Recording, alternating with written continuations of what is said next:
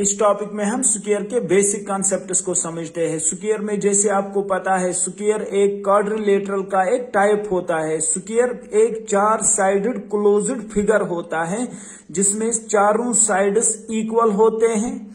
अगर एक साइड की लेंथ आपके पास ए है तो बाकी साइड्स भी क्या होंगे, सारे ए होंगे। और साथ ही साथ अपोजिट साइड्स आपस में पैरेलल भी होते हैं, इक्वल भी होते हैं। और एक बात, इसके सारे वर्टेक्स एंगल्स इक्वल होते हैं और वो राइट एंगल होते हैं 90 डिग्री।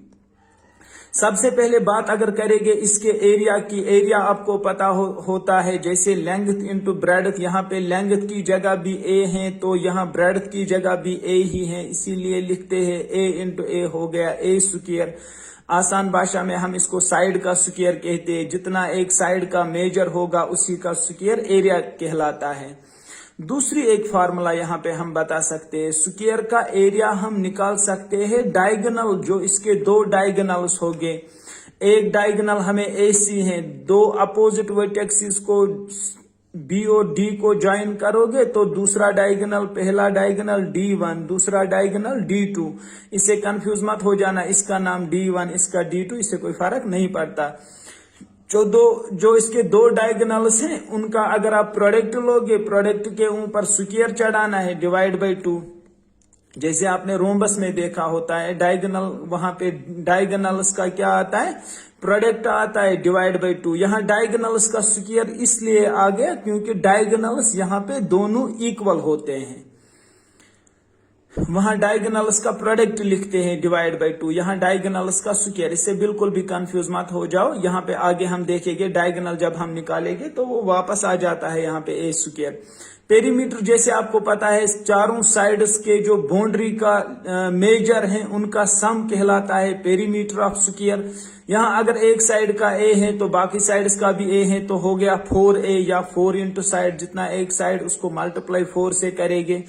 अगर आप डायगोनल निकालोगे, डायगोनल निकालना चाहते हो AC को, तो आप इजीली बाय PGT इस्तेमाल कर सकते हो। जो आपके पास एक राइट एंगल ट्रायंगल यहाँ पे बन गया ABC। अगर एक साइड इसमें आपको A है, ये साइड भी A है, तो PGT इस्तेमाल करके आपको ये मिलेगा under root of A square plus A square which is equal to under root of twice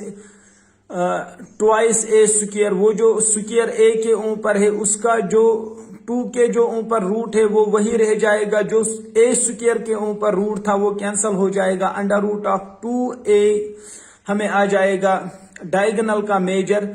तो एक डायगोनल का मेजर यहाँ पे अंडर रूट 2 है, तो जब आप यहाँ पे डायगोनल का स्क्वायर लोगे वो हो गया अंडर रूट 2A का स्क्वायर।